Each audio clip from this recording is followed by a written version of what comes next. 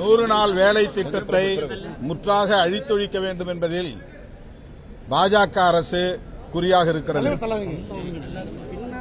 தற்போது அத்திட்டத்தின் பெயரையே மாற்றியிருக்கிறது. மகாத்மா காந்தி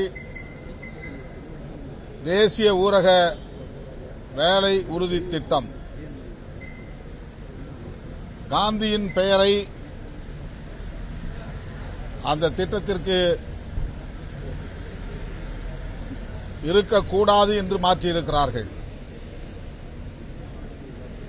பாஜகவினரின்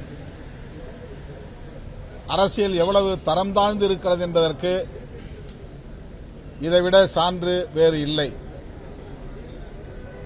அவர்கள் ஆட்சி பொறுப்பேற்ற நாளில் இருந்து காந்தியடிகளை சிறுமைப்படுத்துவதிலேயே குறியாக இருக்கிறார்கள். அவரை சுட்டுக் கொன்ற நாத்துராம் கோட்சேவை தேசபக்தர் என்று கொண்டாடுகிறார்கள். நாடு முழுவதும் அவருக்கு படம் திறந்து வைப்பதும் அவரை போற்றுவதும் போன்ற நடவடிக்கைகளில் சங்க பரிவாரங்கள் தொடர்ந்து ஈடுபட்டு வருகின்றன. இப்போது அந்த திட்டத்திற்கு ஜி ராம் ஜி என்று புதிய பெயரை சூட்டியிருக்கிறார்கள். ஹே ராம் என்று சொன்ன காந்தியின் பெயரை நீக்கிவிட்டு ஜி ராம் என்று பெயர் சூட்டியிருக்கிறார்கள். காந்தியடிகளின் மீது அவர்கள் எவ்வளவு வெறுப்பை உமிழ்கிறார்கள் என்று இதிலிருந்து அறிய முடிகிறது. 100 நாள் வேலை திட்டத்திற்கு ஆண்டுதோறும் ஒதுக்கி வந்த நிதியை படிப்படியாக குறைத்து வருகிறார்கள். இந்தியாவில் எந்த மாநிலத்திலும் எவருக்கும் 100 நாள் வேலை முழுமையாக இதுவரையில் வழங்கவில்லை.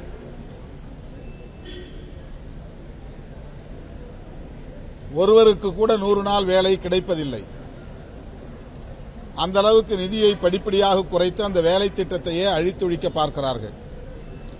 இப்போது 125 நாள் என்று 100 நாளை 125 நாட்களாக உயர்த்தியிருக்கிறோம் என்று நாடகம் ஆடுகிறார்கள். இந்த போக்கை மிக வன்மையாக கண்டிக்கிறோம். அத்துடன் திமுக தலைமையிலான மதசார்பற்ற முற்போக்கு கூட்டணியின் சார்பில் தமிழ்நாடு முழுவதும் 24ஆம் தேதி ஒன்றிய அளவில் ஒன்றிய வாரியாக கண்டன ஆர்ப்பாட்டங்கள் நடைபெற உள்ளன. ஏற்கனவே இடதுசாரி கட்சிகளும் விடுதலை சிறுத்தைகளும் இணைந்து 23ஆம் தேதி ஆர்ப்பாட்டங்கள் நடத்துவதாக அறிவித்திருந்தோம். தற்போது திமுக, காங்கிரஸ் உள்ளிட்ட கட்சிகளும் இணைந்து நடத்துவதென்று முடிவெடுத்து 24ஆம் தேதி நடத்துவதாக அறிவித்திருக்கிறோம்.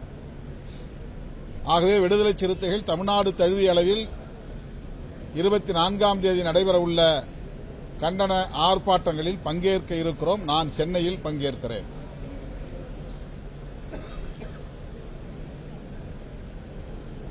விரைவில் விடுதலை சிறுத்தைகள் கட்சியின் சார்பில் ஒரு தொகுதிக்கு ஒரு மாவட்ட செயலாளர் என்று தொகுதி மாவட்ட செயலாளர்களை அறிவிக்க இருக்கிறோம். 234 தொகுதிகளுக்கும் 234 தொகுதி மாவட்ட செயலாளர்களை அறிவிக்கிற ஒரு நிலைப்பாட்டை எடுத்திருக்கிறோம். அதனைத் தொடர்ந்து மாவட்ட நிர்வாகத்தின் முழு பொறுப்பாளர்களும் அறிவிக்கப்படுவார்கள். இந்த மாவட்ட நிர்வாக அறிவிப்புக்கு பின்னர் தான் தேர்தல் நடவடிக்கைகள் குறித்து நாங்கள் கலந்தாய்வு செய்வோம். அதன் பிறகு தேர்தல் அறிக்கை தயாரிப்பது உள்ளிட்ட செயல் திட்டங்கள் வரையறுக்கப்படும். முறையாக அது அறிவிக்கப்படும்.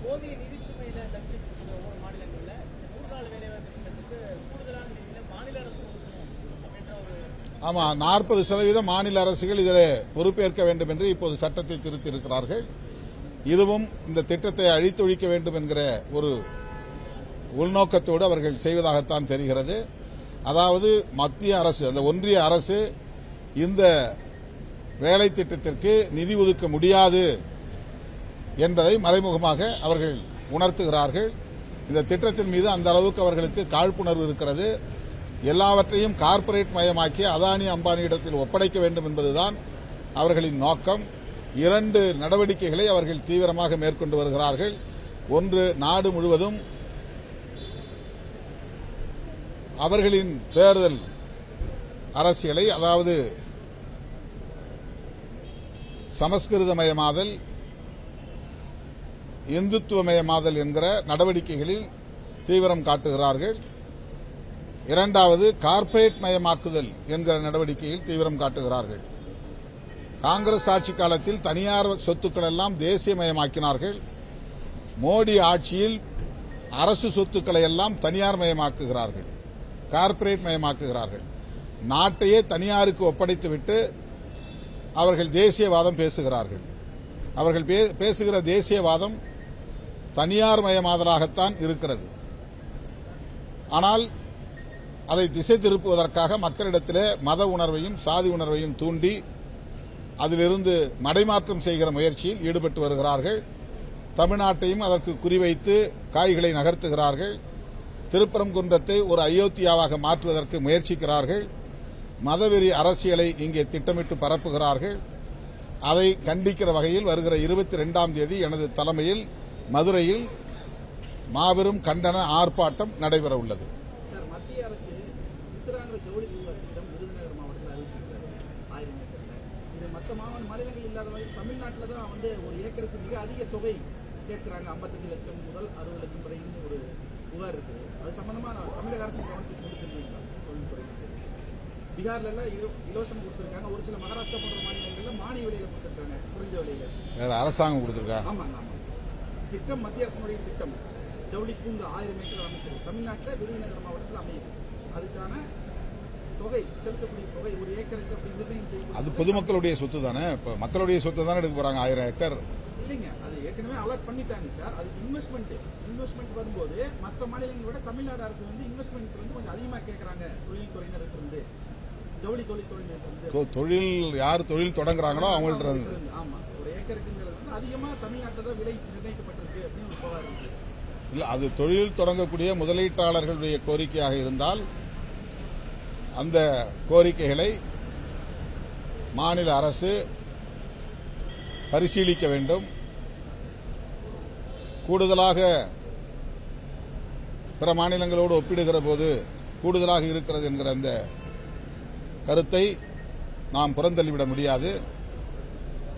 தொழில் முதலீட்டாளர்களை ஊக்கப்படுத்தக்கூடிய வகையிலே மாநில அரசு ஒரு நல்ல முடிவை எடுக்க வேண்டும்.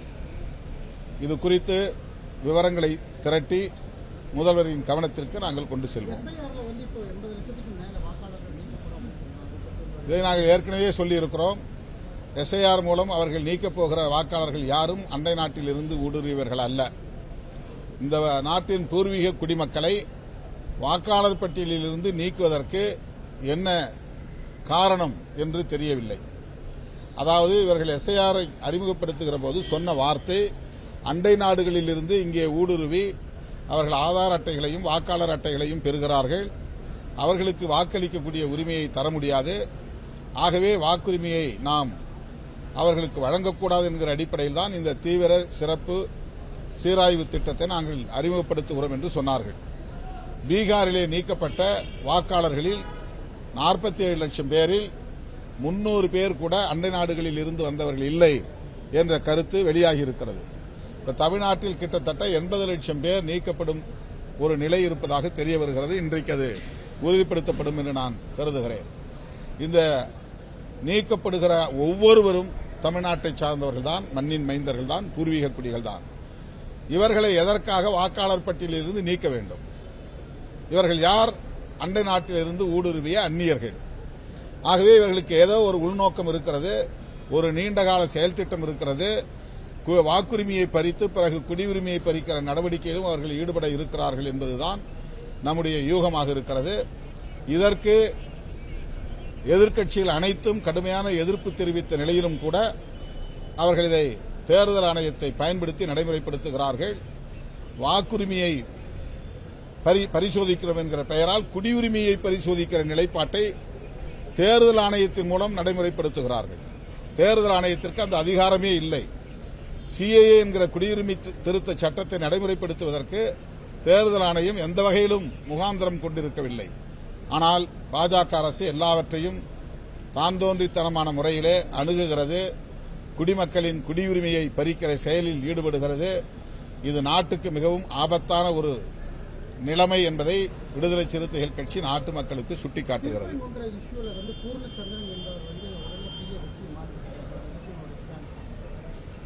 மிகவும் கவலை அளிக்கக்கூடிய ஒரு நிகழ்வு இது. அவருடைய குடும்பத்தினருக்கு எனது ஆழ்ந்த இரங்கலை தெரிவித்துக் கொள்கிறேன். அந்த குடும்பத்தினருக்கு தமிழக அரசு உரிய இழப்பீட்டை வழங்க வேண்டும். அவர்களுக்கு அரசு வேலைவாய்ப்பையும் வழங்கி அந்த குடும்பத்தை ஆதரிக்க வேண்டும் என்று கேட்டுக்கொள்கிறேன். பாஜகவின் மதவெறி அரசியலுக்கு இது முதல் களப்பலி. இன்னும் என்னென்ன செய்ய போகிறார்களோ, எதை அரங்கேற்றப் போகிறார்களோ என்கிற கவலைதான் மிஞ்சுகிறது.